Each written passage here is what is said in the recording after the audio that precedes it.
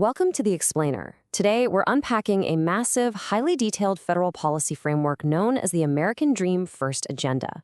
Whether you're a total policy wonk or just starting to look into how federal spending impacts your everyday life, don't worry, we're going to walk through this together step by step. We'll be looking directly at the data and proposals outlined in the source document to understand exactly what this agenda proposes, how it plans to restructure massive federal systems, and ultimately who it's designed to help. We're just here to unpack the blueprint. Okay, let's dive right in. We've broken this whole framework down into 5 distinct parts. First, the economic baseline. Second, federal spending and fraud. Third, military pay reforms. Fourth, the lean government model. And finally, the 24-month roadmap. Section 1, the economic baseline, understanding the state of the American family.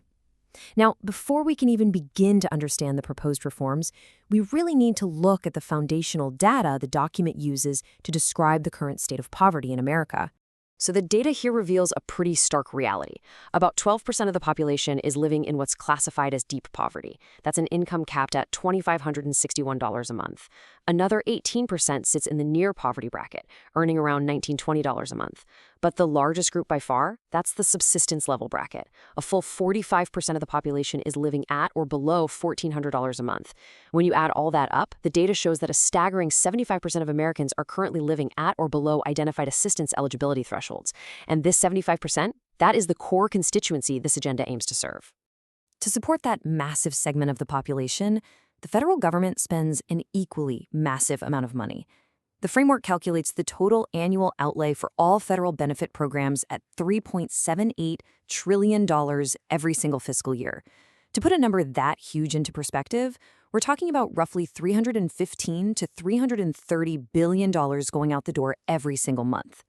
So where exactly is that $3.78 trillion going? Well, this breakdown is really revealing. Healthcare, which includes things like Medicaid and Medicare contributions, makes up the absolute dominant share. That's about $900 billion annually, or roughly 55% of the monthly total. Then you have nutrition programs like SNAP and WIC, accounting for about $110 billion a year.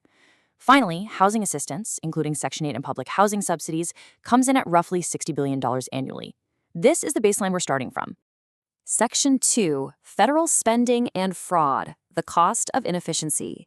Now that we've got a solid handle on how much is being spent, we're going to transition into one of the most critical arguments of this entire agenda, the staggering amount of systemic waste and undetected fraud currently bleeding out of these very same assistance programs. Now, what's really interesting about these estimates is the sheer scale of the fraud spectrum.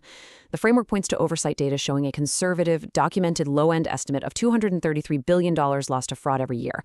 But when you factor in the undetected, systemic fraud, that high-end estimate skyrockets to an incredible $521 billion annually.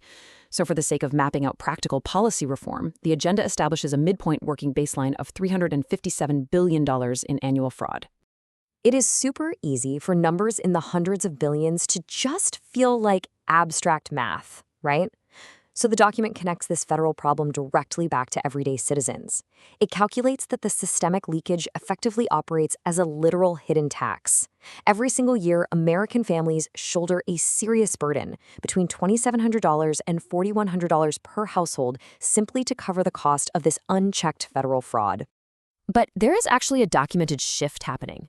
Looking at a recent 4-year trend, the framework notes that 2021 was a peak crisis year, hitting $281 billion in systemic failures. By 2023, that number dropped a bit to $236 billion. But then by 2024, as certain early reform mechanisms started to kick in, the figure dropped even further to $162 billion. The agenda points to this downward trend as solid proof that with strict enforcement, massive amounts of capital can absolutely be recovered. Section 3. Military pay reform, honoring those who serve. Having established that macroeconomic baseline and the sheer scale of systemic waste, the framework shifts its focus to a very specific, micro-impact area: how these current economic conditions are severely affecting the United States military. The entire military pay restructure proposed in this document is driven by one very clear, very direct moral stance. Quote, "No one who defends this nation should depend on public assistance to survive."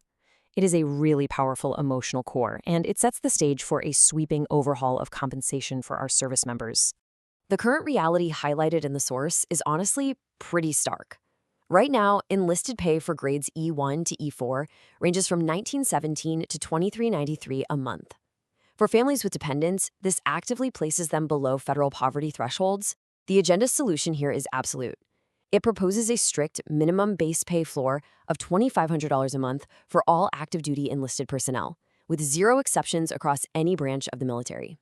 And beyond that base pay floor, the framework outlines a few other really critical support mechanisms.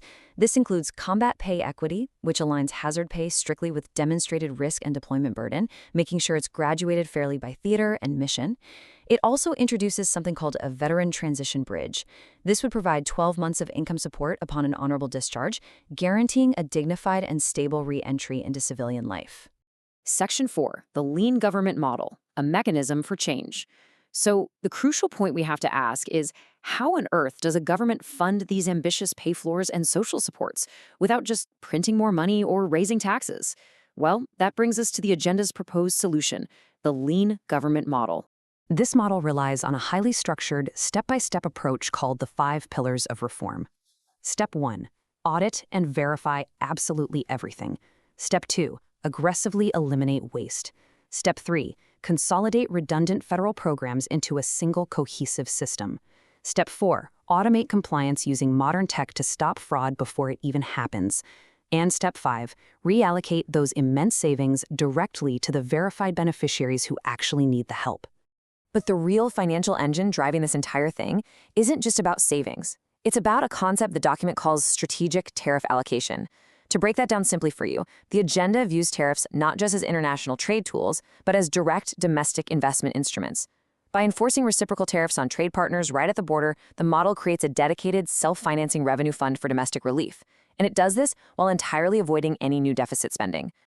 The financial projections for this mechanism are huge. The framework estimates that simply through enhanced enforcement and reciprocal collection at the border, this strategic tariff allocation could free up anywhere between $60 billion and $200 billion annually. This newly captured revenue is exactly what would be poured directly back into the American Dream First programs. Section 5, the 24-month roadmap, a sprint to implementation. Now, you and I both know a plan this vast is really only as good as its execution strategy. The authors of the agenda are acutely aware of this, which is why the final section of the document lays out a highly aggressive, structured timeline designed to push these federal changes through rapidly. Let's move to the timeline and see how this builds across a strict 2-year sprint.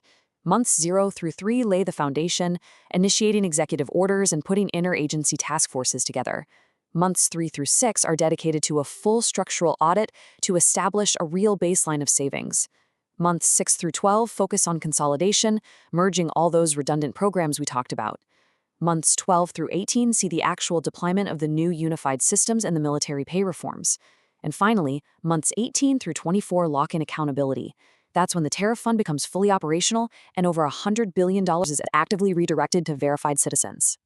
And this brilliantly illustrates the ultimate thesis of the entire document.